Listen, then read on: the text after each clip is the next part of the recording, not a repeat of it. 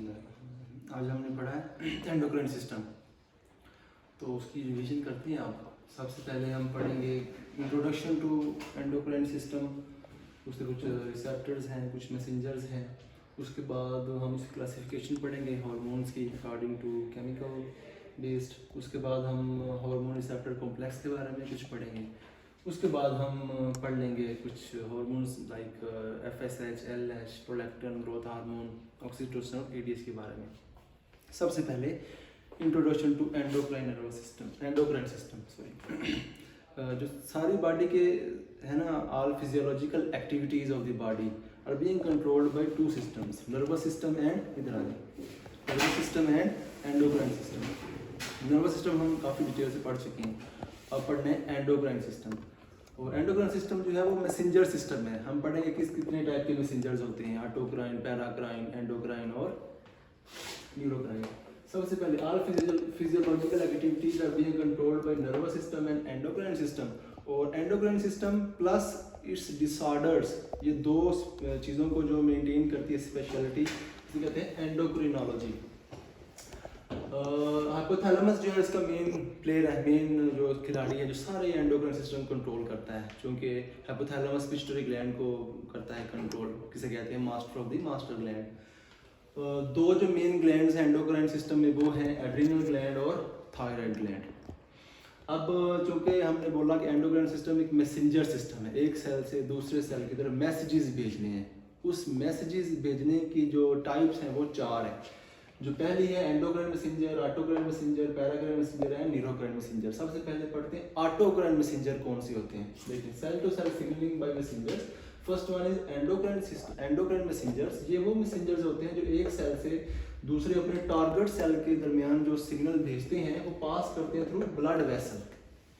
अगर for example ये neurotransmitters हैं, सॉरी ये कोई भी हार्मोन हैं, मैसेंजर्स हैं जो एक सेल से निकलते हैं और ब्लड वेसल से होते हुए दूसरे अपने टारगेट सेल की तरफ जाते हैं, तो इस टाइप के जो मैसेंजर्स होते हैं उसे कहते हैं एंडोक्राइन मैसेंजर्स। एग्जांपल्स हैं ग्रोथ हार्मोन्स और इंसुलिन।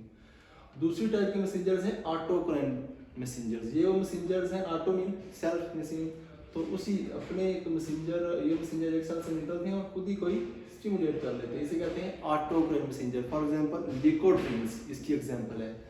उसके बाद पैराक्राइन मैसेंजर। ये वो मैसेंजर्स होते हैं जो एक सेल से दूसरे सेल की तरफ via interstitial fluid, interstitial space या फिर गैप जंक्शंस के थ्रू जाते हैं। तो जो मैसेंजर्स इंटरस्टिशियल स्पेस या गैप जंक्शन यूज करते हैं सिग्नलिंग के लिए, उन्हें कहते हैं पैराक्राइन मैसेंजर। और एग्जांपल्स उनकी हैं हिस्टामिन्स और prostaglandins. Last but not the least न्यूरोक्राइन messengers. न्यूरोक्राइन messenger की मजीद दो टाइप्स हैं, न्यूरोट्रांसमीटर्स और न्यूरो हार्मोन्स। ये दोनों न्यूरोक्राइन मैसेंजर्स हैं, ये नर्व एंडिंग से ही निकलेंगे, लेकिन वो हार्मोन जो नर्व एंडिंग से निकलते हैं और डायरेक्ट टारगेट ऑर्गन पे चले जाते हैं उसे कहते हैं न्यूरोट्रांसमीटर्स, जिस तरह हमने पढ़ा एसिटाइलकोलिन या डोपामीन। और न्यूरो हार्मोन्स क्या होते हैं, वो हार्मोन जो नर्व एंडिंग से निकलते हैं लेकिन एक ब्लड वेसल के थ्रू, जिस तरह ऊपर ब्लड वेसल के थ्रू गए थे एंडोक्राइन मैसेंजर्स, और ये न्यूरोक्राइन मैसेंजर जो ब्लड वेसल के थ्रू इफेक्टर ऑर्गन या टारगेट सेल की तरफ जाते हैं उन्हें कहते हैं neuro hormones. For example oxytocin या ADH। और ये स्टार मार्क्स हैं, ऑक्सीटोसिन या फिर हिस्टामिन या फिर नॉर एड्रेनालिन, ये न्यूरोट्रांसमीटर के तौर पे भी काम करते हैं, ये थोड़ी एक्सेप्शन है। उसके बाद हमने कुछ कॉन्सेप्ट पढ़े, positive feedback, negative feedback. Positive feedback क्या था, जब एक टाइप के हार्मोन दूसरे टाइप के हार्मोन्स को स्टिमुलेट करें और उसकी मकदार बढ़ा दें, उसे कहते हैं positive feedback. For example LH surge जो होती है ना रिप्रोडक्टिव साइकिल, मेंस्ट्रुअल साइकिल में जब LH सर्ज होती है तो एकदम से एस्ट्रोजन की मकदार बढ़ जाती है, इसे कहते हैं पॉजिटिव फीडबैक। नेगेटिव फीडबैक क्या होता है, इंसुलिन या parathyroid hormone, for example parathyroid hormone क्या करता है, इंटेस्टाइन से, बोन से सारी जो कैल्शियम ब्लड के अंदर लेके आता है। जब कैल्शियम की मकदार बढ़ जाती है बोन के अंदर, सॉरी ब्लड के अंदर, तो पैराथायराइड हार्मोन कम हो जाते हैं, तो इसे कहते हैं नेगेटिव फीडबैक। उसके बाद एक कॉन्सेप्ट था up regulation of receptors and down regulation of receptors. जो होते हैं up regulation of receptor, for example LH and oestrogen. वही जब LH सर्ज आती है तो एस्ट्रोजन के रिसेप्टर बढ़ा देती है LH सर्ज ल्यूटिनाइजिंग हार्मोन की वजह से, इसे कहते हैं up regulation of receptors. Down regulation of receptor prostaglandin, sorry progesterone menstrual cycle में जब ये बढ़ती हैं तो ये एस्ट्रोजन के रिसेप्टर्स को कम कर देते हैं, इसे कहते हैं डाउन रेगुलेशन ऑफ रिसेप्टर्स, ये वो कॉन्सेप्ट है। उसके बाद हम ये हार्मोन रिसेप्टर कॉम्प्लेक्स बाद में पढ़ेंगे। एक और कॉन्सेप्ट था एंडोक्राइन ग्लैंड और एक्सोक्राइन ग्लैंड्स। एंडोक्राइन ग्लैंड्स को हम कहते हैं डक्टलेस ग्लैंड, जो अपनी जो सारे सिक्रीशन ऑफ ब्लड में डालते हैं, और लेकिन जो एक्सोक्राइन ग्लैंड्स हैं ये डक्ट्स के थ्रू इनकी सिक्रीशंस होती है। उसके बाद हम पढ़ते हैं classification of hormones according to chemical based classification of hormones. इसकी हम 3 टाइप्स पढ़ते हैं, steroid, proteins and tyrosine derivatives. वो हार्मोन जो स्टीरॉइड से बनते हैं या कोलेस्ट्रॉल से बनते हैं, उनकी क्लासिफिकेशन में हमने मॉर्निंग पढ़ा था GPA, G for gonads, P for placenta, A for adrenal cortex. For example gonads male और फीमेल में होती है, आपको पता है मेल में टेस्टिस और फीमेल में ओवरीज। फीमेल में ओवरी से क्या निकलता है, एस्ट्रोजन और प्रोजेस्टेरॉन, और मेल में टेस्टिस से टेस्टोस्टेरॉन, डाइहाइड्रोटेस्टोस्टेरॉन और एंड्रोस्टेनिडियोन। ये दोनों हार्मोन जो टेस्टिस और ये सारे हार्मोन टेस्टिस ओवरी से निकल रहे हैं, मतलब गोनेड से निकल रहे हैं, ये स्टीरॉइड हार्मोन है, मतलब कोलेस्ट्रॉल से बन रहे हुए हैं। तो इस क्लासिफिकेशन से आपको इनकी कंपोजिशन का भी पता चल जाएगा, और कौन से ग्लैंड कौन से हार्मोन रिलीज करते हैं वो भी हम पढ़ लेंगे, कॉन्सेप्ट आपके अभी से बन जाएंगे।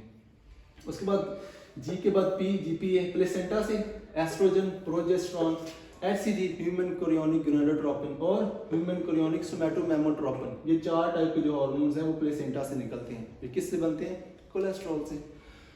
इनहिबिन हमने लिखा था, जो जिस तरह बीटा HCG चेक करते हैं ना प्रेगनेंसी के लिए, बीटा HCG टेस्ट होता है, तो इनहिबिन लेवल चेक करते हैं, level of sperm in the male human. तो ये आपस में हमने पढ़ा था, beta HCG for female pregnancy and inhibin for male spermatogenesis, या स्पर्म की अवेलेबिलिटी है कि नहीं। उसके बाद GPA adrenal cortex. Adrenal cortex में हमने बोला था कि कॉर्टेक्स की 3 लेयर्स हैं। GFR इसका निमोनिक था। जो ऊपर वाली लेयर है वो है जोना ग्लोमेरुलोसा, जो मिडल लेयर है जोना फेसिकुलेटा, जो इनर मोस्ट लेयर है वो है जोना रेटिकुलरिस। जो जोना ग्लोमेरुलोसा है, कौन सा निमोनिक पड़ा था, GFR। Outer layer zona glomerulosa, middle layer zona fasciculata और innermost layer zona reticularis. Zona glomerulosa से मिनरलोकॉर्टिकॉइड रिलीज होते हैं, जोना फेसिकुलेटा से ग्लूकोकॉर्टिकॉइड रिलीज होते हैं, और जोना रेटिकुलरिस से सेक्स हार्मोन्स या एंड्रोजन्स रिलीज होते हैं। फॉर एग्जांपल जोना ग्लोमेरुलोसा से जो मिनरलोकॉर्टिकॉइड रिलीज होते हैं एल्डोस्टेरॉन या फिर 11-डीऑक्सीकॉर्टिकोस्टेरॉन। जोना फेसिकुलेटा से ग्लूकोकॉर्टिकॉइड जो रिलीज होते हैं वो होते हैं कार्टिसोल और कार्टिकोस्टेरॉन। जोना रेटिकुलरिस से जो सेक्स हार्मोन जो एंड्रोजन रिलीज होते हैं वो होते हैं, जो एंड्रोजन रिलीज होते हैं वो होते हैं एस्ट्रोजन और प्रोजेस्टेरॉन। तो ये था हमारा GPA, जो कि स्टीरॉइड से बने हुए हार्मोन्स होते हैं। दूसरा उसके बाद है प्रोटीन्स, जो पॉलीपेप्टाइड चेन से बने होते हैं। इसमें हमने बोला था P4, हमने बोला इस तरह हम पढ़ते थे ना, हमारे पास कंप्यूटर है पेंटियम 3, पेंटियम 4, ये वही समझ लें पेंटियम 4 है, P4 है। प्रोटीन भी P से शुरू होती है। इसमें pituitary gland, parathyroid gland, pancreas और प्लेसेंटा दोबारा से आ गई इधर। पिट्यूटरी ग्लैंड में हमें पता है पोस्टीरियर ग्लैंड है और इंटीरियर पार्ट और पोस्टीरियर पार्ट है। जो पोस्टीरियर पार्ट है पिट्यूटरी ग्लैंड का, उसमें 2 टाइप के जो है हार्मोन हमारे स्टोर होते हैं। कौन कौन से, ADH और ऑक्सीटोसिन। और interior part of pituitary gland, जिसे हम मास्टर ग्लैंड भी कहते हैं, वहाँ से ACTH adrenocorticotropic hormone, TSH thyroid stimulating hormone, FSH follicle stimulating hormone, LH luteinizing hormone, GH growth hormone और प्रोलैक्टिन रिलीज होते हैं। ये 6 टाइप्स के इंटीरियर पिट्यूटरी से। उसके बाद है पैराथायराइड ग्लैंड, 4 होते हैं, प्रेजेंट होते हैं at the posterior part of thyroid gland. इसमें पैराथ हार्मोन ये रिलीज करते हैं। उसके बाद तीसरा P है पैंक्रियास। पैंक्रियास से इंसुलिन, ग्लूकागॉन, सोमैटोस्टेटिन और पैंक्रियाटिक पॉलीपेप्टाइड ये प्रोड्यूस करते हैं। इंसुलिन आपको पता है बीटा सेल्स ऑफ पैंक्रियास से बनते हैं, glucagon alpha cells of pancreas से बनते हैं, और बाकी डेल्टा सेल्स ऑफ पैंक्रियास से बनते हैं।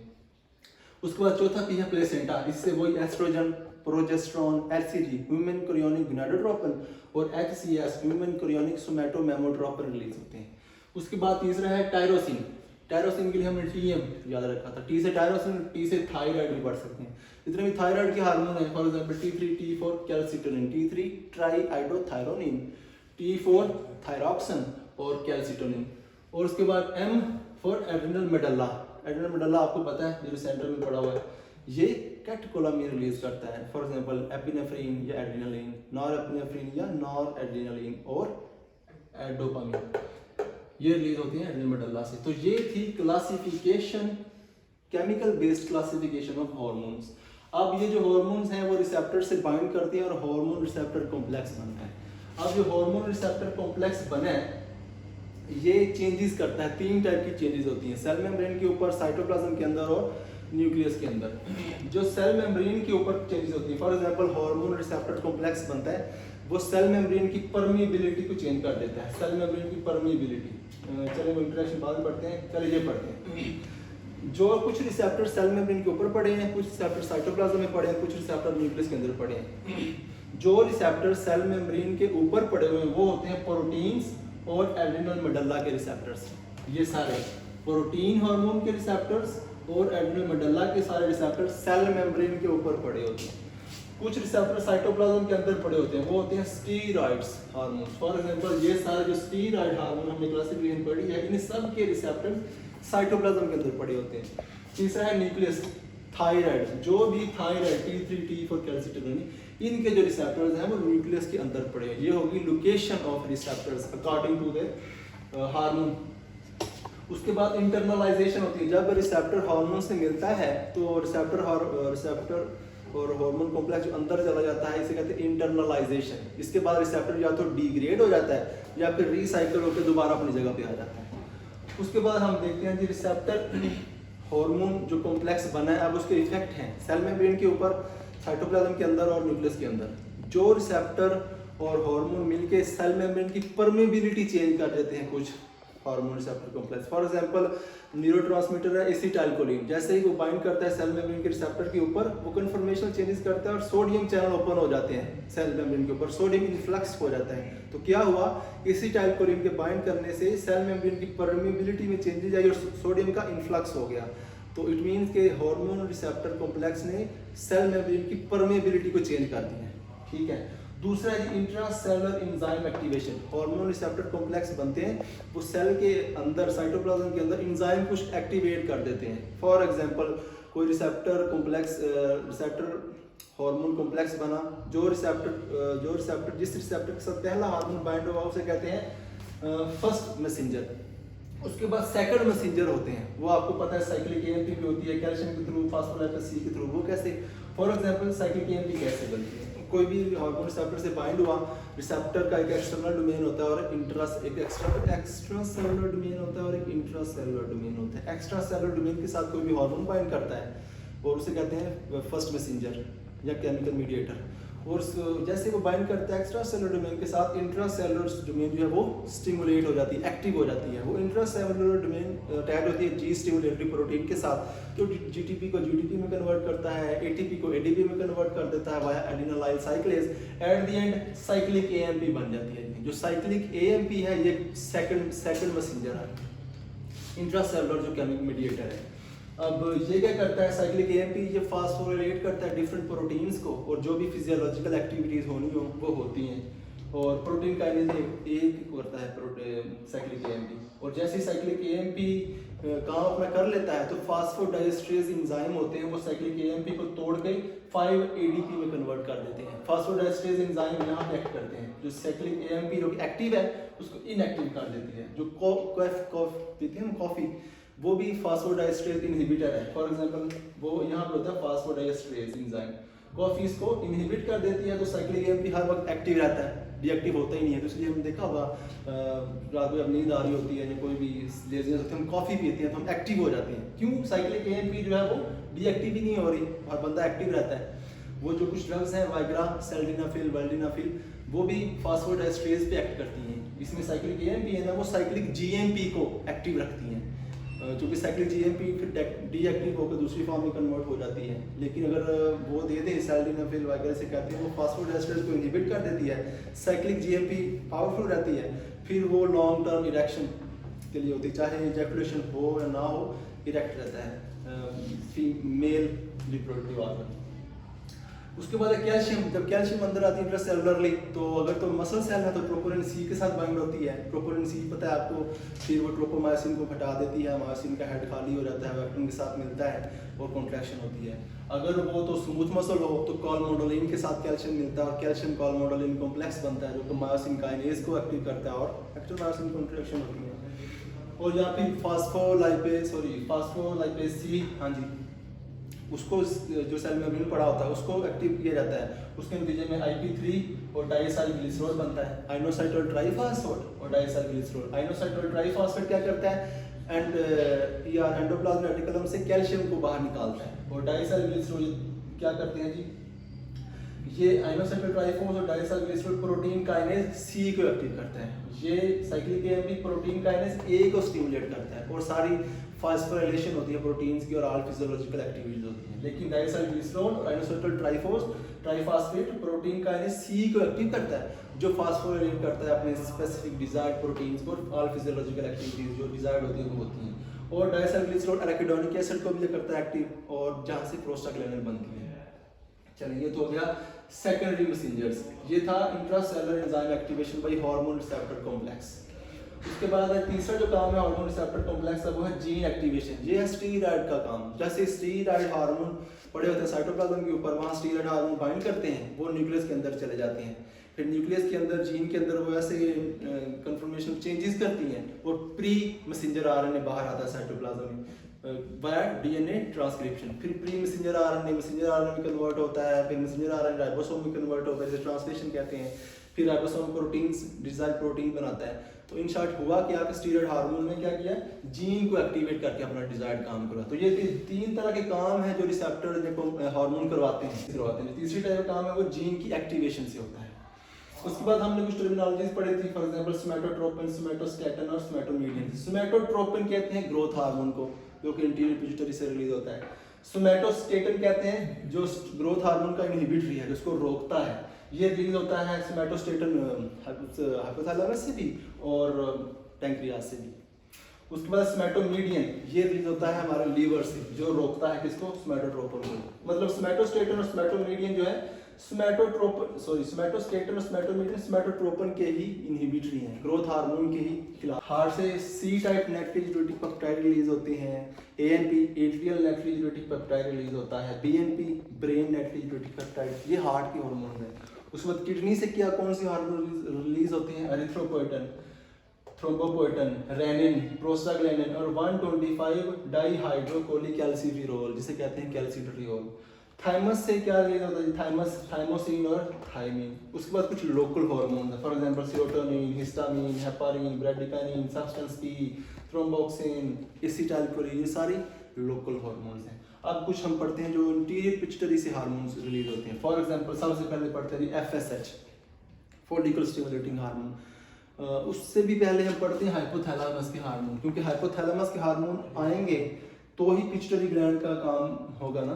तो सब सात टाइप के हार्मोन जो है हाइपोथैलेमस करता है screen. Growth hormone releasing peptide जो कि स्टिमुलेट करता है ग्रोथ हार्मोन को और ग्रोथ हार्मोन रिलीजिंग हार्मोन को। ग्रोथ हार्मोन रिलीजिंग हार्मोन जो कि ग्रोथ हार्मोन को स्टिमुलेट करेगा। ग्रोथ हार्मोन इनहिबिटरी हार्मोन जो ग्रोथ हार्मोन को इनहिबिट करेगा। ग्रोथ हार्मोन इनहिबिटरी हार्मोन कौन सा है, सोमैटोस्टैटिन। उसके बाद गोनाडोट्रोपिन रिलीजिंग हार्मोन जो FSH और LH को स्टिमुलेट करवाएगा। फिर कॉर्टिकोट्रोपिक रिलीजिंग हार्मोन जो ACTH एड्रेनोकॉर्टिकोट्रोपिक हार्मोन को रिलीज करवाएगा। उसके बाद थायरोट्रोपिक रिलीजिंग हार्मोन जो कि TSH और प्रोलैक्टिन को रिलीज करवाएगा, स्टिमुलेट करवाएगा। उसके बाद प्रोलैक्टिन इनहिबिटरी हार्मोन जो कि प्रोलैक्टिन को इनहिबिट करता है वो हार्मोन रिलीज करेगा, वो कौन सा है, डोपामिन। तो ये 7 टाइप के हाइपोथैलेमस के हार्मोन्स हैं। अब हम पढ़ रहे थे FSH और LH। अगर गोनाडोट्रोपिन रिलीजिंग हार्मोन यहाँ से आएगा और इंटीरियर पिट्यूटरी में चला जाएगा और जहाँ से FSH और LH रिलीज होगा। अब FSH से क्या काम है जी, मेल में स्पर्मेटोजेनेसिस और फीमेल में ग्राफियन फॉलिकल की डेवलपमेंट, थिका सेल्स बढ़ा देता है ग्राफियन फॉलिकल में जो कि एंड्रोजन की सिक्रीशन बढ़ जाती है, और इंक्रीज अरोमाटेज एक्टिविटी जो कि इनडायरेक्टली एंड्रोजन बढ़ाएगा और एस्ट्रोजन का लेवल बढ़ जाएगा। उसके बाद LH ल्यूटिनाइजिंग हार्मोन, मेल में क्या काम है जी, ल्यूटिनाइजिंग हार्मोन को ICSH भी कहते हैं, इंटरस्टिशियल सेल स्टिमुलेटिंग हार्मोन भी कहते हैं। ये क्या करते हैं, interstitial cells of Leydig cells interstitial cells of Leydig cells को स्टिमुलेट कर देते हैं। फीमेल में क्या करते हैं जी, वेजिकल फॉलिकल जो है वो ग्राफिन फॉलिकल में कन्वर्ट करते हैं, और it induces the androgens from theca cells and corpus luteum की सिक्रीशंस को तेज कर देते हैं। उसके बाद बीटा लिपोट्रोपिन, ये एक लिपोलिसिस करवाते हैं, और ये प्रिकर्सर है एंडोर्फिन्स के जो कि ओपाइड्स हैं, और बनता कैसे है, थ्रू एडिनोलाइल साइक्लेस। अब आ जाते हैं जी प्रोलैक्टिन की तरफ। प्रोलैक्टिन जिसे इलेक्ट्रोजेनेसिस है कहते हैं, काम है इसका, और ये एंटीरियर पिट्यूटरी से रिलीज होता है। बाद में हम पढ़ेंगे कौन कौन चीज़ें एंटीरियर पिट्यूटरी से रिलीज होती हैं। प्रोलैक्टिन पढ़ लेते हैं अभी। जो प्रोलैक्टिन है ये डिक्रीज कर देता है लिपिडी को। लिपिडो क्या है जी, लिबिडो है जी increase desire for sexual activity या इंक्रीज अर्ज फॉर सेक्स। कैसे इसकी हम सिस्टम अभी पढ़ेंगे कैसे करता है। इसका काम क्या है, ये डेवलपमेंट करता है for development of mammary gland with oestrogen and final preparation of mammary gland, production and secretion of milk, और ये एपिथेलियल सेल पे एक्ट करता है और एल्वुलर हाइपरप्लेजिया करवाता है प्रोलैक्टिन। और फॉर एग्जांपल हाइपोथैलेमस से हमने बोला थायरोट्रोपिक रिलीजिंग हार्मोन होता है हाइपोथैलेमस सिक्रीट, जो इंटीरियर पिट्यूटरी पे एक्ट करता है, प्रोलैक्टिन को प्रोड्यूस करवाता है, रिलीज करवाता है। अब ये जो प्रोलैक्टिन इंटीरियर पिट्यूटरी से रिलीज हो गई है, इसके दो काम है। एक तो ये जाता है कि पॉजिटिवली स्टिमुलेट करता है प्रोलैक्टिन इनहिबिटरी हार्मोन को,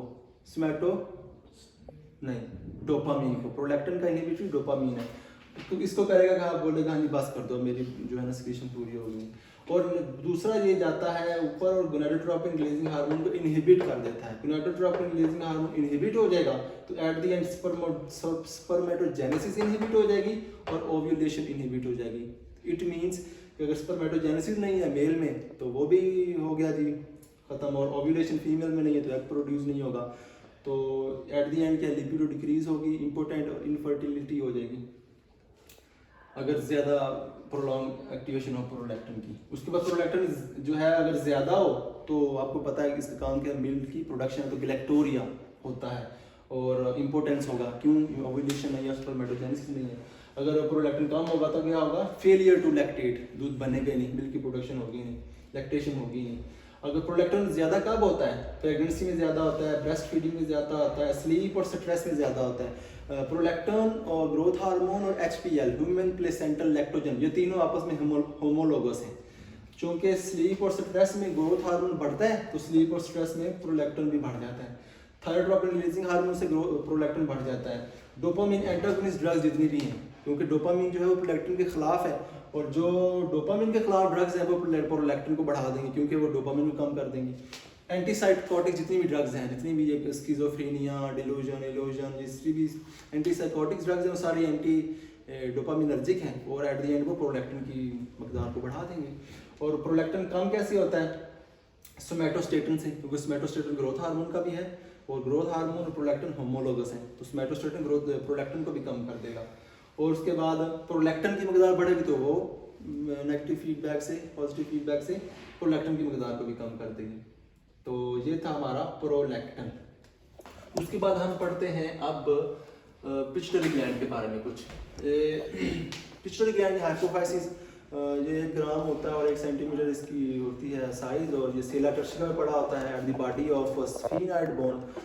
और हाइपोथैलेमस के पिट्यूटरी ग्लैंड से 2 तरह के राब्ते हैं, कनेक्शन हैं। एक है हाइपोथैलेमो हाइपोफिजियल ट्रैक्ट जो कि पोस्टीरियर पिट्यूटरी में है, और एक है हाइपोथैलेमो हाइपोफिजियल पोर्टल सिस्टम जो कि इंटीरियर पिट्यूटरी में है। हमने कहा था पोर्टल सिस्टम क्या होता है, विच है pre and post capillary network. For example इधर आ जाए, इंटीरियर पिट्यूटरी है ये और ये पोस्टीरियर पिट्यूटरी है। ये देखें, ये जो हार्मोन हाइपोथैलेमस से निकल रहे हैं ये सारे सातों, ये प्राइमरी कैपिलरी नेटवर्क में गिरते हैं, और प्राइमरी कैपिलरी नेटवर्क फिर पोर्टल सिस्टम बनता है, और फिर दोबारा से सेकेंडरी कैपिलरी नेटवर्क बनता है। फिर यहाँ से ये अपनी सिक्रीशन गिराते हैं और फिर यहाँ से जो भी निकलना हो, चाहे FSH हो, चाहे LH हो, चाहे प्रोलैक्टिन हो, फिर यहाँ से रिलीज होता है। इट मीन्स ये जो सिस्टम है जो हाइपोफिजियल आर्टरी और हाइपोफिजियल वेन्स की बात जाती है, ये है हाइपोथैलेमो हाइपोफिजियल पोर्टल सिस्टम। ये एसोसिएटेड है एंटीरियर पिट्यूटरी ग्लैंड के, जिसे कहते हैं मास्टर ग्लैंड। इंटीरियर पिट्यूटरी के 3 पार्ट्स हैं, पार्स इंटरमीडिया, पार्स ट्यूबरैलस और पार्स डिस्टैलस। ये जो पार्ट है ये है पार्स इंटरमीडिया, और ये है पार्स इंटरमीडिया, ये वाला पार्ट, ये है पार्स ट्यूबरैलस, और ये जो रह गया ये है पार्स डिस्टैलस। पार्स ट्यूबरैलस और ये जो पार्ट है पोस्टीरियर पिट्यूटरी का, जिसे कहते हैं न्यूरल स्टाक, ये दोनों मिलकर बनाते हैं हाइपोफिजियल स्टाक। हम पढ़ रहे हैं इंटीरियर पिट्यूटरी। इंटीरियर पिट्यूटरी के 3 पार्ट्स हमने पढ़ लिए। उसके बाद 2 टाइप के सेल्स होते हैं, क्रोमोफोब सेल्स और क्रोमोफिल सेल्स। 50-50% होते हैं। क्रोमोफोब सेल्स जो है प्रिकर्सर होते हैं क्रोमोफिल सेल्स के। क्रोमोफिल सेल्स में 2 टाइप के सेल्स होते हैं, अल्फा सेल्स और बीटा सेल्स। अल्फा सेल्स या एसिडोफिलिक सेल्स, बीटा सेल्स या बेसोफिलिक सेल्स। और ये 5 टाइप के चीजें रिलीज करता है, सोमैटोट्रोप्स, लैक्टोट्रोप्स, थायरोट्रोप्स, कॉर्टिकोट्रोप्स और गोनाडोट्रोप्स। जो सोमैटोट्रोप्स है वो ऑलमोस्ट 40% तक होती हैं इसमें। सोमैटोट्रोप्स मतलब ग्रोथ हार्मोन जो रिलीज करेगा बाद में। लैक्टोट्रोप्स जो प्रोलैक्टिन रिलीज करेगा। ग्रोथ हार्मोन और प्रोलैक्टिन जो है वो एसिडोफिलिक है। बाकी जो बेसोफिलिक्स हैं ये तीनों, थायरोट्रोप्स, कॉर्टिकोट्रोप्स और गोनाडोट्रोप्स। तो TSH, ACTH, FSH जो LH रिलीज कर रहे हैं ये सारे बेसोफिलिक हैं। तो इसमें से हमने FSH पढ़ लिया, LH पढ़ लिया, प्रोलैक्टिन पढ़ लिया। अब पढ़ते हैं ग्रोथ हार्मोन। जो ग्रोथ हार्मोन जिसे सोमैटोट्रोपिन भी कहते हैं, इसकी हाफ लाइफ है 20 मिनट्स। हमने पढ़ा था हाफ लाइफ क्या होती है। फॉर एग्जांपल एक हार्मोन के 100 यूनिट्स हैं, तो जितनी देर के बाद उसके यूनिट्स 50 रह जाएंगे उस ड्यूरेशन को कहते हैं उसकी हाफ लाइफ। तो ग्रोथ हार्मोन की हाफ लाइफ है 20 मिनट्स। और इस काम क्या है, ये माइटोसिस की एक्टिविटी को बढ़ा देता है। सेल का साइज और नंबर बढ़ जाता है, हाइपरट्रॉफी और हाइपरप्लेजिया जिसे कहते हैं। अगर साइज बढ़ जाए सेल का उसे कहते हैं हाइपरट्रॉफी, अगर सेल के नंबर बढ़ जाए उसे कहते हैं हाइपरप्लेजिया। तो इफेक्ट है प्रोटीन के ऊपर क्या है कि DNA to RNA ट्रांसक्रिप्शन बढ़ जाती है, ट्रांसलेशन बढ़ जाती है। इन शॉर्ट प्रोटीन की कैटाबॉलिक एक्टिविटी जो है वो कम होती है और एनाबॉलिक एक्टिविटी ज़्यादा हो जाती है। और लिपिड में लिपोलिसिस ज़्यादा जो है ना, फैटी एसिड से एनर्जी प्रोड्यूस होती है, और इतना फैटी एसिड अगर लिवर पे भी हो जाए अकोमोडेट फैटी लिवर बन जाता है। कार्बोहाइड्रेट्स पे क्या है, ग्लूकोज यूटिलाइजेशन कम कर देती है। हाइपरग्लाइसीमिया इसका इफेक्ट होता है क्योंकि बीटा सेल को एक्टिव करता है ना, और बीटा सेल से क्या बनता है इंसुलिन, और ज़्यादा मकदार में जब बीटा सेल को करता है बार बार स्टिमुलेट करता है तो बीटा सेल जो है बर्न आउट हो जाती है। Excess of everything is bad. तो बीटा सेल जैसे बर्न आउट होते हैं तो ग्लूकोज को अब स्टोर करने वाला तो चीज़ रही तो हाइपरग्लाइसीमिया हो जाता है। तो इसलिए कहते हैं ग्रोथ हार्मोन क्या है, डायबिटोजेनिक है। उसके बाद कौन सी चीज़ें ग्रोथ हार्मोन को ज़्यादा करती हैं, कौन सी चीज़ें ग्रोथ हार्मोन को कम करती हैं। चलिए बोन्स आ गए। बोन्स पे क्या इफेक्ट है कि ये कॉन्ड्रोसाइट्स और ऑस्टियोजेनिक सेल जो होते हैं इनकी मल्टीप्लिकेशन करता है। इनकी मल्टीप्लिकेशन के increase amount of calcium absorb होती है, और प्रोटीन की जो स्टोरेज है वो भी इसमें बढ़ जाती है। बच्चों में कॉन्ड्रोसाइट्स को ऑस्टियोजेनिक सेल में कन्वर्ट कर देते हैं। और अगर ग्रोथ हार्मोन बढ़ जाए before the fusion of epiphyseal plate to हमारी जो शाफ्ट है तो उसे कहते हैं जाइजेंटिज्म। और अगर ग्रोथ हार्मोन बढ़ जाए आफ्टर द फ्यूजन उसमें जो पैथोलॉजी होती है उसे कहते हैं एक्रोमेगाली। तो कौन से फैक्टर ग्रोथ हार्मोन को बढ़ा देते हैं? हाइपोग्लाइसीमिया से ग्रोथ हार्मोन बढ़ जाता है, स्ट्रेस से बढ़ जाता है, इनिशियल स्टेज ऑफ स्लीप में ग्रोथ हार्मोन बढ़ जाता है, फास्टिंग में बढ़ जाता है, स्टारवेशन में बढ़ जाता है, एक्सरसाइज में बढ़ जाता है। ग्रीलिन एक हार्मोन है जो फंडस ऑफ स्टमक से रिलीज होता है, तो उसकी भूख जब लगती है, जिसमें ग्रीलिन एक भूख के लिए हार्मोन होता है, तो उसमें ग्रोथ हार्मोन बढ़ जाता है। उसके बाद कौन से हार्मोन में कौन से फैक्टर ग्रोथ हार्मोन कम करते हैं? लेटर स्टेज ऑफ स्लीप में ग्रोथ हार्मोन कम हो जाती है, हाइपरग्लाइसीमिया में ग्रोथ हार्मोन लेवल कम हो जाता है, सोमैटोस्टेटिन तो है ग्रोथ हार्मोन इनहिबिटरी। उसके बाद अगर फ्री फैटी एसिड बढ़ जाए ब्लड में तो ग्रोथ हार्मोन कम हो जाता है। अगर ओबेसिटी और प्रेगनेंसी में ग्रोथ हार्मोन का लेवल कम हो जाता है। तो ये चीज़ें ग्रोथ हार्मोन कम करती हैं और ये चीज़ें ग्रोथ हार्मोन ज़्यादा करती हैं। उसके बाद हमारा सिर्फ एक ही रह गया पोस्टीरियर पिट्यूटरी। जो पोस्टीरियर पिट्यूटरी है यहाँ पे ये जो हाइपोथैलेमो हाइपोफिजियल ट्रैक सिस्टम है, और जो इंटीरियर पिट्यूटरी है हाइपोथैलेमो हाइपोफिजियल पोर्टल सिस्टम है। हाइपोथैलेमो हाइपोफिजियल ट्रैक सिस्टम है जो कहाँ शुरू होता है? सुप्रा ऑप्टिक न्यूक्लियस और पैरावेंट्रिकुलर न्यूक्लियस से। सुप्रा ऑप्टिक न्यूक्लियस ज्यादा मकदार में एडीएच रिलीज करता है और थोड़ी मकदार में ऑक्सीटोसिन, और पैरावेंट्रिकुलर ज्यादा मकदार में ऑक्सीटोसिन रिलीज करता है, थोड़ी मकदार में एडीएच रिलीज करता है। अब सुप्रा ऑप्टिक से जो एडीएच रिलीज हुआ उसके 2 काम है एंटी डाययूरेटिक हार्मोन के, water reabsorption and vasopressin activity. Water reabsorption कैसी होती है? फैकल्टेटिव रीअब्जॉर्प्शन होती है, ऑप्शनल रीअब्जॉर्प्शन होती है, नेचुरल नहीं होती। एडीएच आएगा तो रीअब्जॉर्प्शन होगी, एडीएच नहीं होगा तो रीअब्जॉर्प्शन नहीं होगी। इसे कहते हैं facultative reabsorption of water at the collecting duct. उस पर क्या करता है कि वैसो एक्वापोरेंस जो है ना वो अटैच कर देता है। जैसे ही वाटर आता है टिश्यू कन्वर्टेड ट्यूब्यूल्स में, वो एक्वापोरेंस के थ्रू सेल में रीअब्जॉर्ब रहता है वाया V2 रिसेप्टर्स। वैसोप्रेशन में V1 रिसेप्टर्स होते हैं, वो क्या करते हैं? वैसो कंस्ट्रिक्शन करवाती हैं, और जब भी वैसो कंस्ट्रिक्शन होगी तो ब्लड प्रेशर बढ़ जाता है। और ये ऑस्मोलैरिटी पे डिपेंड करते हैं। एडीएच ऑस्मो रिसेप्टर्स होते हैं नियर द पैरावेंट्रिकल सुप्राऑप्टिक न्यूक्लियस, जैसे ऑस्मो रिसेप्टर एक्टिव होते हैं तो एडीएच की मकदार बढ़ जाती है। एडीएच बढ़ता कब है? जब भी एक्स्ट्रा सेलुलर फ्लूइड कम हो एडीएच बढ़ जाता है। जब भी एक्स्ट्रा फ्लूइड की ऑस्मोलैरिटी बढ़ जाए एडीएच बढ़ जाता है। उसके बाद नाजिया में, पेन में एडीएच बढ़ जाता है। उसके बाद अल्फा एगोनिस्ट में, या अगर एक्स्ट्रा सेलुलर फ्लूइड वॉल्यूम बढ़ जाए या ऑस्मोलैरिटी कम हो जाए तो उसमें एडीएच कम हो जाता है। ये कुछ फैक्टर्स हैं जो एडीएच बढ़ाते हैं और एडीएच कम करते हैं। देखिए एक्स्ट्रा ये हमने पढ़ लिया। एडीएच की हाफ लाइफ है 20 मिनट्स। उसके बाद पढ़ते हैं ऑक्सीटोसिन। ऑक्सीटोसिन की हाफ लाइफ है 6 मिनट। और इसके जो इफेक्ट है, इफेक्टर ऑर्गन है 2 हैं, मेमोरी ग्लैंड और यूट्रस। मेमोरी ग्लैंड पे जो मायो एपिथेलियल सेल पे एक्ट करता है, जो हमने प्रोलैक्टिन पढ़ी थी वो एपिथेलियल सेल पे एक्ट करती है और एल्वुलर हाइपरप्लेजिया करती है, जो कि ब्रेस्ट की डेवलपमेंट के लिए जरूरी होती है। लेकिन जो ऑक्सीटोसिन है मायो एपिथेलियल पे एक्ट करती है। सकलिंग रिफ्लेक्स अगर आपने पढ़ा हो, जैसे ही फीटस सक करता है तो एफरेंट फाइबर जाते हैं ब्रेन की तरफ, फिर वहां से इफरेंट फाइबर्स के थ्रू ऑक्सीटोसिन रिलीज होती है, मायो एपिथेलियल सेल्स कॉन्ट्रैक्ट होते हैं और मिल्क इजेक्ट होता है। जो प्रोलैक्टिन है वो प्रोडक्शन फॉर्मेशन ऑफ मिल्क का काम करती है और जो ऑक्सीटोसिन है वो इजेक्शन ऑफ मिल्क का काम करती है। और यूट्रस, एक प्रेग्नेंट यूट्रस होती है और एक non pregnant. Non pregnant uterus में हमने बोला था कि वजाइना में रिसेप्टर्स होते हैं फॉर ऑक्सीटोसिन। जैसे ही सेक्सुअल इंटरकोर्स हो रहा हो तो जाहिर है वजाइना एक्टिव हो रही होती है, उसको स्टिमुलेट होती है, और तो जो रिसेप्टर्स होते हैं वो भी स्टिमुलेट होते हैं। और मेल में सिंपैथेटिक आउटफ्लो में इजैकुलेशन होती है, और फीमेल में ऑक्सीटोसिन की वजह से हमारे यूट्रस और वजाइना कॉन्ट्रैक्ट करती है। इसे कहते हैं कॉन्ट्रैक्शन ऑफ यूट्रस एंड इंट्रोइटस। इंट्रोइटस कहते हैं किसी भी ओपनिंग को, जहाँ पे इंट्रोइटस मीन होगी वजाइनल ओपनिंग।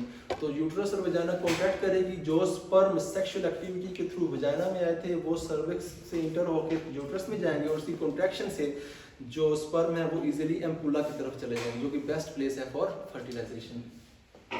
और प्रेग्नेंट यूट्रस में क्या होता है, आपको पता है कि वैसे प्रेगनेंसी में एस्ट्रोजन प्रोजेस्टेरोन ज़्यादा होता है, और ये दोनों इनहिबिटरी हैं प्रोलैक्टिन के।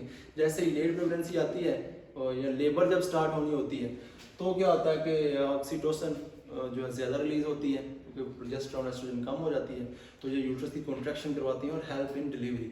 और ट्रीटमेंट भी है, treatment of choice for postpartum bleeding, क्योंकि यूट्रस से कॉन्ट्रैक्ट करती है ब्लीडिंग कम हो जाती है। ऑक्सीटोसिन ज़्यादा कब होती है? जब बेबी रोता है, जब आप बेबी भी देखते भी है माँ, तब भी ऑक्सीटोसिन रिलीज हो जाती है। कंडीशनल रिफ्लेक्स कह सकते हैं आप, इस तरह हम पढ़ चुके हैं। सर्विकल डायलिटेशन और ऑर्गेज्म में भी ऑक्सीटोसिन बढ़ जाती है। सर्विकल जब सर्विक्स डायलेट होती है, ऑर्गेज्म हमने बोला था क्या है कि ये एक्सट्रीम पॉइंट है for sexual excitement with the discharge of erotic substances. इसमें क्या होता है ऑर्गेज्म में, जैसे मेल में इजैकुलेशन होती है, फीमेल में भी इसे फीमेल इजैकुलेशन कह सकते हैं। इसमें यूरिथ्रा से जिस तरह मेल में प्रोस्टेट की जो सिक्रीशन होती हैं, बिल्कुल इसी तरह क्लियर फ्लूइड निकलता है फीमेल यूरिथ्रा से with the rhythmic contraction of uterus and introitus with the 0.8 millisecond apart। मतलब 0.8 सेकंड की गैप के साथ यूट्रस और इंट्रोइटस जो है वो कॉन्ट्रैक्ट होती है, रिदमिक कॉन्ट्रैक्शन होती है, उसे कहते हैं ऑर्गेज्म। उसके बाद हमने कुछ क्लिनिकल चीज़ें पढ़ी थी। इंटीरियर पिट्यूटरी की अगर फंक्शन बढ़ जाए, ज़्यादा हो जाए, फॉर एग्जांपल ग्रोथ हार्मोन बढ़ जाए बिफोर द एपिफिजियल फ्यूजन, उसे कहते हैं जाइगेंटिज्म, जिसमें क्या होता है कद जो है 7 से 8 फीट तक चला जाता है, हाइपर ग्लाइसीमिया या हाइपर यूरिसीमिया हो जाता है, और इसमें परमानेंट हेडेक होती है और बाइटेम्पोरल हेमियोनोपिया होता है। बाइटेम्पोरल हेमियोनोपिया और permanent headache the sign for pituitary tumour. उसके बाद है जी एक्रोमेगाली। एक्रोमेगाली में क्या होता है increase growth hormone after the fusion. इसमें क्या होता है हाइट तो नॉर्मल होती है लेकिन जो साइज है वो बढ़ जाता है। फॉर एग्जांपल माइक्रोग्नीथिया, लोअर हाइपरग्लोथिज्म से कहते हैं, लोअर जॉ जो है वो बड़ा हो जाता है, लिप्स बड़ी होती है, नोज बड़ा हो जाता है, आईब्रोज बड़े हो जाते हैं, बुलडॉग स्काल्प कहते हैं उसको, गोरिल्ला फेस हो जाता है, और काइफोसिस होती है, थोरेसिक वर्टिब्रा जो है वो काइफोसिस हो जाती है उसकी। तो ये फीचर, और इसमें भी परमानेंट हेडेक और बाइटेम्पोरल हेमियोनोपिया हो सकता है। उसके बाद है जी अगर दोनों चीज़ें एक्रोमेगाली प्लस जाइगेंटिज्म भी हो सकता है। उसके बाद कुशिंग डिजीज होती है, एक होती है कुशिंग डिजीज और होती है कुशिंग सिंड्रोम। अगर तो पिट्यूटरी ग्लैंड में प्रॉब्लम हो उसे कहते हैं कुशिंग डिजीज, अगर एड्रिनल कॉर्टेक्स में प्रॉब्लम हो तो उसे कहते हैं कुशिंग सिंड्रोम। होता क्या है कि इसमें एड्रिनोकॉर्टिकोट्रोपिक हार्मोन ज्यादा रिलीज होते हैं, कॉर्टिसोल ज्यादा रिलीज होता है। उसके क्लिनिकल फीचर हमने लिखा था कुशिंग। सी से सेंट्रल ओबेसिटी या ट्रंकल ओबेसिटी या एब्डोमिनल ओबेसिटी होती है उस पेशेंट में। यू से यूरिनरी फ्री कार्टिसोल बढ़ जाता है, यूरिन में फ्री कार्टिसोल बढ़ जाता है, ग्लूकोज बढ़ जाता है। एस से क्या था, सप्रेस्ड इम्यूनिटी सप्रेस हो जाती है, plus striae abdominal striae stretch marks बनते हैं, जो अगर आप जिम करते हैं तो आपको स्ट्रेच मार्क्स बनते हैं, या प्रेगनेंसी के बाद जो स्ट्रेच मार्क्स बनते हैं उसे कहते हैं स्ट्राया। उसके बाद एक्स से हिर्सुटिज्म या हम्प, सर्वाइकल हम्प बनती है, सर्वाइकल फैट पैड बढ़ जाते हैं, उसे कहते हैं बफालो हम्प। और हिर्सुटिज्म जो हेयर्स की प्रोडक्शन है वो ज़्यादा हो जाती है ह्यूमन बॉडी में, बहुत ज़्यादा मकदार में हेयर बनते हैं। हिर्सुटिज्म छाती पे, सर पे, हाथों पे, टांगों पे, हर जगह बाल ही बाल। उसके बाद आई से हाइड्रोजेनिक जो सर्जिकल या फिर एक्सोजिनस कॉर्टिकोस्टेरॉइड अगर ज़्यादा लें। Non hydrogenic for example tumour हो जाए अगर पिट्यूटरी का, एड्रिनल ग्लैंड का, या स्मॉल सेल लंग कार्सिनोमा में भी कुशिंग डिजीज हो सकती है। उसके बाद फिर ये फीचर्स आ सकते हैं। उसके बाद फिर जी से ग्रोथ रिटार्डेशन, ग्रोथ रिटार्ड होती है, प्लस मून फेस बनता है और रेड चीक्स होते हैं। ये किसकी क्लिनिकल फीचर है, कुशिंग डिजीज। अगर तो पिट्यूटरी ग्लैंड की प्रॉब्लम है कुशिंग डिजीज, अगर कॉर्टेक्स की, एड्रिनल कॉर्टेक्स की, तो कुशिंग सिंड्रोम। और अगर एंटीरियर पिट्यूटरी की कम हो जाए, ग्रोथ हार्मोन कम हो जाए, तो हमने बोला था डवार्फिज्म हो जाता है, जो हाइट है वो 3 से 4 फीट तक रह जाती है, जिसे कहते हैं pan hypopituitarism. Pan mean all, सारा जो पिट्यूटरी ग्लैंड है वो उसका सिक्रेशन कम हो जाती है, पैन हाइपोपिट्यूटरिज्म। इसकी 2 टाइप्स हैं, लारोन डवार्फिज्म या साइकोजेनिक। लारोन में क्या होता है कि जो ग्रोथ हार्मोन के रिसेप्टर्स होते हैं वो इनसेंसिटिव हो जाते हैं, और साइकोजेनिक जब बच्चे पे स्ट्रेस कंडीशन हो, साइकोलॉजिकली बच्चा जो है वो डिप्रेस हो, तो उसमें भी डवार्फिज्म हो जाती है। उसके बाद सीमोन डिजीज, ये क्या है, पिट्यूटरी कैकेक्सिया। पिट्यूटरी कैकेक्सिया होगा तो भी पिट्यूटरी हार्मोन ज़्यादा स्क्रीन नहीं होंगे, तो वही क्लिनिकल फीचर्स है। एक्रोमिक्रिया, इसमें क्या एट्रॉफी होती है लिम्स की, बॉडी की। उसके बाद है कि अगर पोस्टीरियर पिट्यूटरी की ज़्यादा हो जाए, एक्टिव हो जाए ज़्यादा, पोस्टीरियर पिट्यूटरी में क्या था, ऑक्सीटोसिन और एडीएच।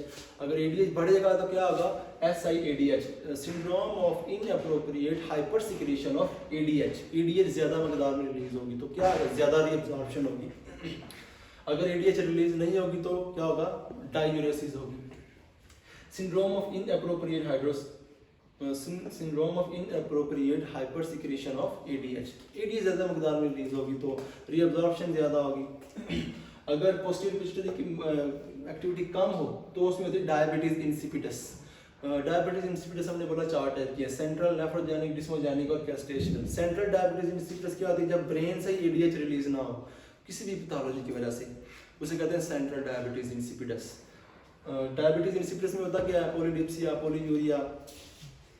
उसके बाद होता है नेफ्रोजेनिक डायबिटीज इंसिपिडस, कि सेंट्रल से डायबिटीज एडीएच तो आ रही है लेकिन नेफ्रॉन जो किडनी है वो ही उसको सही से कोऑपरेट नहीं कर पा रही है, रिसेप्टर इनसेंसिटिव है, कुछ भी कह सकते हैं। नेफ्रॉन की वजह से जो एडीएच नहीं एक्ट कर रही, जो डायबिटीज हो रही है, उसे कहते हैं नेफ्रोजेनिक डायबिटीज इंसिपिडस। एक होती है डिस्मोजेनिक डायबिटीज इंसिपिडस, जिसमें क्या थर्स्ट का जो मैकेनिज्म वो डिस्टर्ब होता है। उसके बाद गैस्ट्रेशन है, प्रेगनेंसी में वैसोप्रेसिव एक्टिविटी इतनी ज़्यादा होती है तो वो जो डायबिटीज होती है वो गैस्ट्रेशनल डायबिटीज इंसिपिडस। उसके बाद है हमारे पास अगर पोस्टीरियर और इंटीरियर दोनों, इंटीरियर पोस्टीरियर दोनों की एक्टिविटी कम हो जाए, उसमें होते हैं डिस्ट्रोफिया एडिपोसोजेनिटैलिस। इसमें क्या होता है, ओबेसिटी होती है। उसके बाद हाइपोगोनाडिज्म होता है, सेक्सुअल इनफर्टिलिज्म होता है, डवार्फिज्म होता है, इस सारे को कहते हैं फ्रोहलक सिंड्रोम भी कहते हैं। उसके बाद last but not the least हमारे पास शीहान सिंड्रोम हमने पढ़ा था कि डिलीवरी के बाद ब्लीडिंग ज़्यादा होती है, जिसे कहते हैं पोस्टपार्टम डिलीवरी, तो ब्लड लॉस ज़्यादा हो जाता है। जैसे ब्लड लॉस ज़्यादा होता है तो बॉडी में ऑक्सीजन की मकदार कम हो जाती है, तो डिक्रीज ऑक्सीजन ब्लड जो जाता है जब पिट्यूटरी ग्लैंड के ऊपर तो डैमेज कर देता है, पिट्यूटरी ग्लैंड डैमेज हो जाती है due to decrease oxygen followed by increase bleeding after the delivery. तो वो जो सिंड्रोम डेवलप होता है उसे कहते हैं शीहान सिंड्रोम। तो ये हमने क्लिनिकल फीचर्स पढ़े। ये हमने ग्रोथ हार्मोन का हमने ये पढ़ा, फॉर एग्जांपल हाइपोथैलेमस से 3 टाइप के हार्मोन हमने पढ़े, growth hormone releasing peptide, growth hormone releasing hormone, growth hormone inhibitory hormone. Normal circumstances में ग्रोथ हार्मोन रिलीजिंग पेप्टाइड जो है वो ग्रोथ हार्मोन रिलीजिंग हार्मोन को भी स्टिमुलेट करता है और पिट्यूटरी ग्लैंड को भी करता है, एंटीरियर पिट्यूटरी।